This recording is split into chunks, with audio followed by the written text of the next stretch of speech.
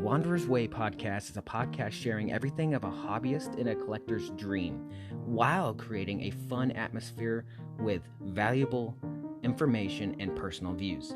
If you support this podcast, please go to buymeacoffee.com and show your support. The link will be in the episode's description. Thank you.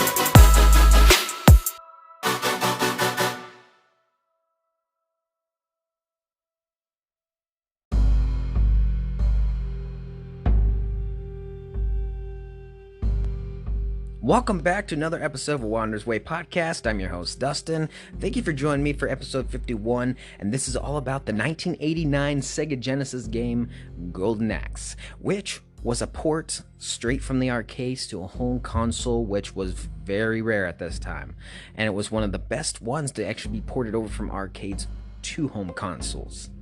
It's developed by Sega and Makoto Yoshida.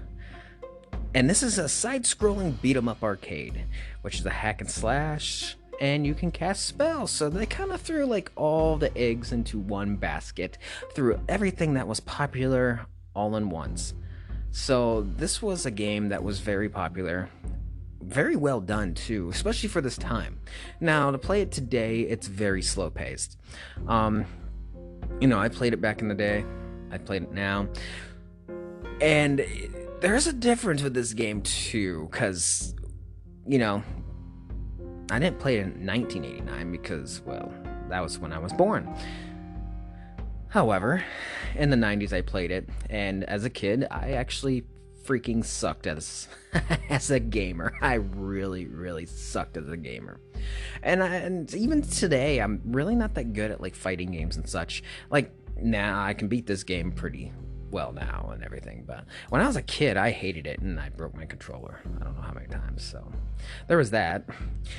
Now playing it today, I'm like, why did I struggle as a kid with this game? Because when you really look at it, the combat controls are very, very basic. The great thing is you can actually knock people off and ride their monsters, which was actually pretty cool. But it was very slow paced.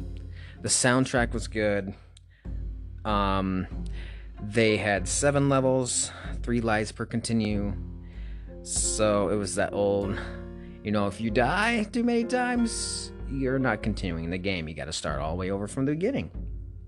So that was the difficult part. And, when I was a kid, I actually really sucked at games. So when I played this, I could not, beat it.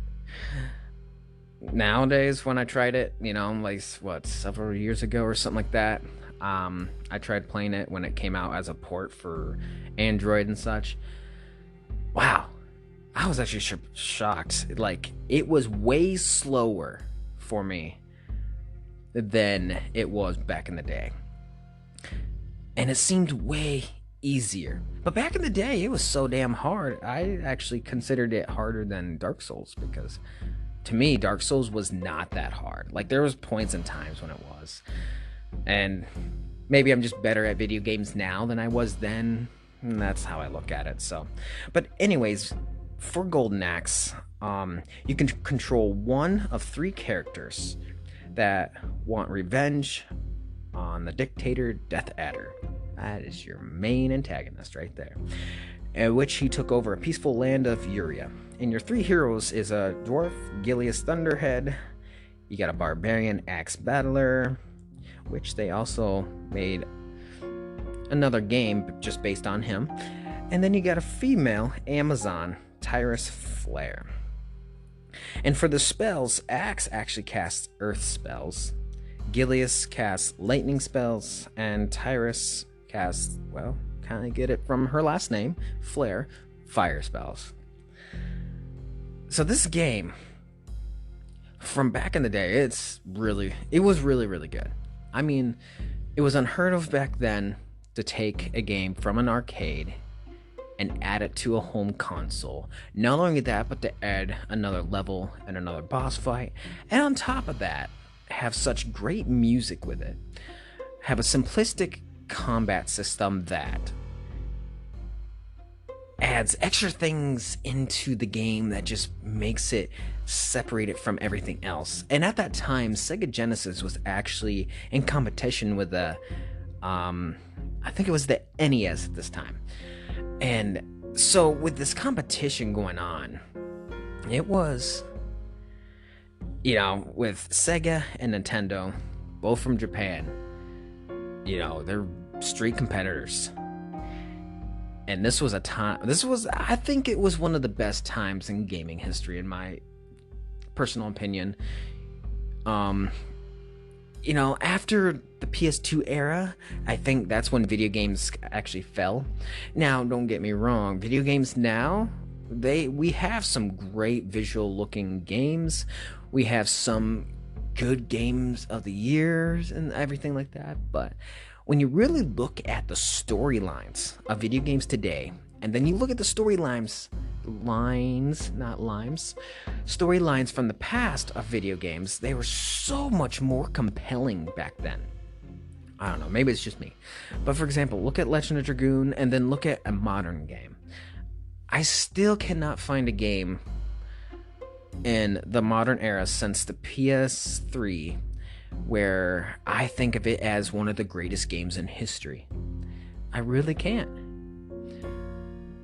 But I can find many games from the PS2, PS1 eras, and all before that, even through into the arcade era before home consoles even started, where video games were the greatest games of all time.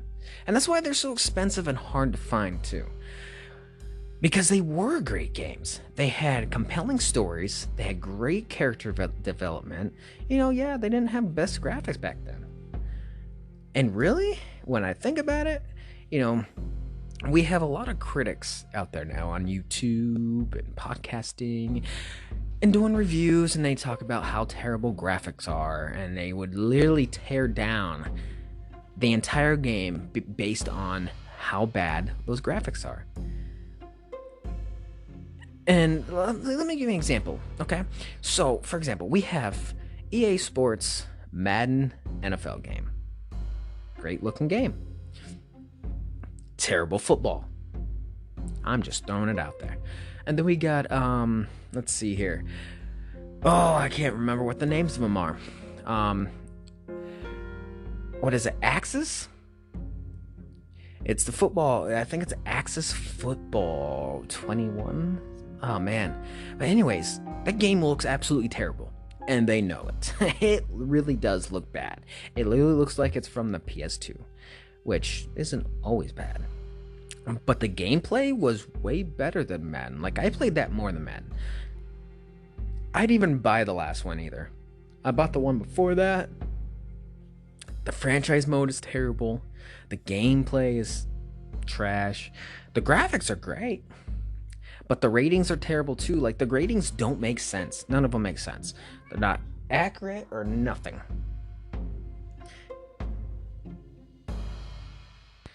But that other football game has a great deep franchise. I mean very deep. Way deeper than Madden does. The gameplay, it's semi-good. Like, for what it is, being developed by a very small developer, nothing like EA Sports. But I can tell you right now that if it was developed by something like EA Sports, it would actually be a really, really good game. Or have more money to be developed properly. They listen to their customers. They pay attention.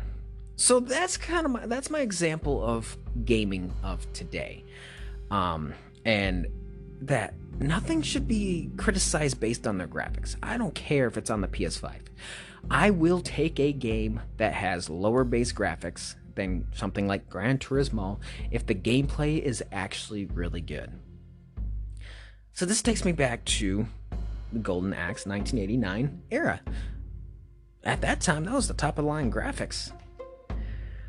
But still, they had compelling storylines. They had excellent character development. They had excellent antagonists too. Like Death Adder is, yeah, great.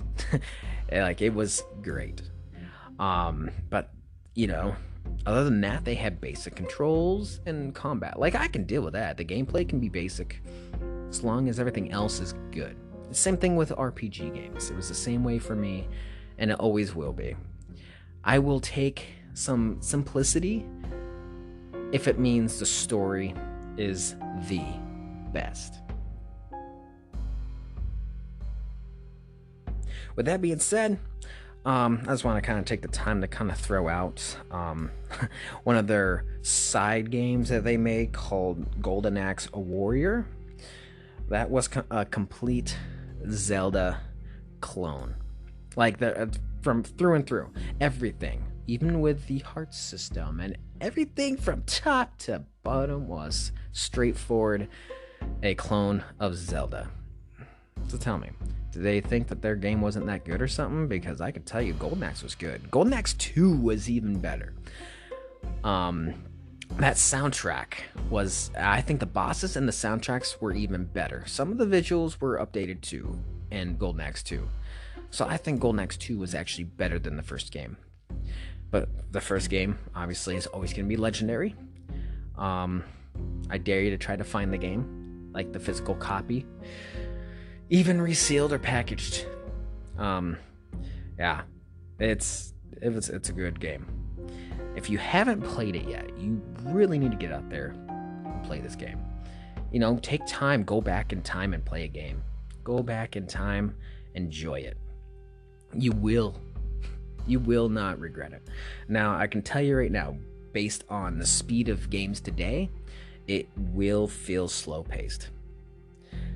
But other than that, you will like it. If you like side-scrollers, if you like hack and slash and beat 'em ups, you will love this game.